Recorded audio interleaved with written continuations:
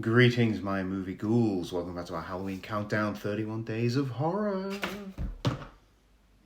Spider. Mr. Harrigan's Phone on Netflix, written and directed by John Lee Hancock, and an adaptation of an unknown author called Stephen King.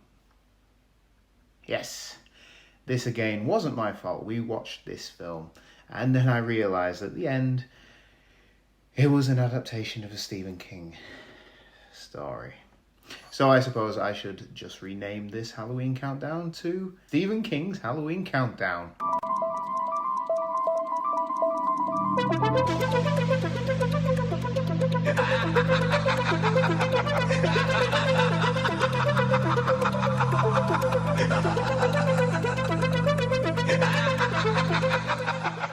The Master of Horror released his If It Bleeds collection in 2020, and the first story in it was a ghost story called Mr. Harrigan's Phone. It stars Donald Sutherland, Jaden Martell, Joe Tippett and Kirby Howell-Baptiste. Following the death of his mother, Craig asked by the rich retired businessman, Mr. John Harrigan, to come to his house 3 times a week and read books to him as Harrigan's eyes are failing. Craig and Harrigan become good friends, and at Christmas, as Craig receives a new iPhone from his father and a winning scratch card from Harrigan, Craig returns the favour by buying Mr. Harrigan an iPhone. I can tell that we are gonna be friends. iPhones just came out. Thank you.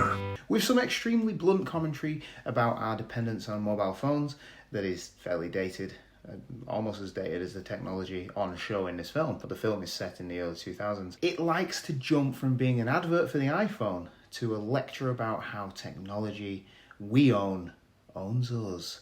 But the main crux of the story is Harrigan dies and Craig places Harrigan's phone in a coffin with him. Clearly upset, Craig messages Harrigan and leaves voicemails only to have Harrigan text back and even call. Appropriate. Mr. Harrigan, I wish that you were here. It gets weirder when a bully who attacked Craig dies after Craig calls and asks Harrigan for help. And it's this premise that could have made this film excellent. The story is quite slow at getting started, setting up the characters and having Craig read segments from classic literature to Harrigan.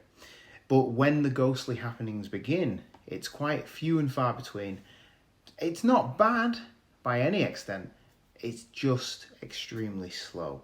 It comes close to telling a morality tale that could see Craig grapple with how far he is willing to go to right the wrongs that he sees around him.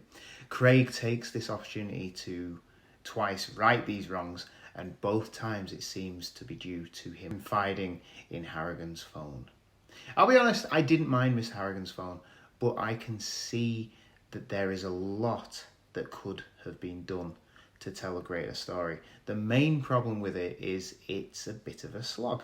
But what does work, the acting and the relationship between Craig and Harrigan, it's believable to the point that when Harrigan does die, you do actually feel something.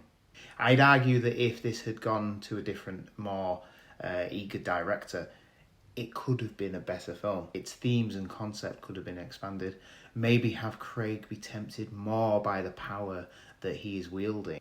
But it felt like it was weighed down by the technology is bad for us talk. It's okay, but it's not great.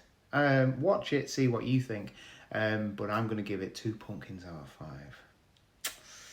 Have you watched Mr. Harrigan's Phone? What did you think? Let me know in the comments below, and thank you for watching. And please, if you like this, subscribe and ring that Halloween bell to be notified. Thank you again, and sleep tight.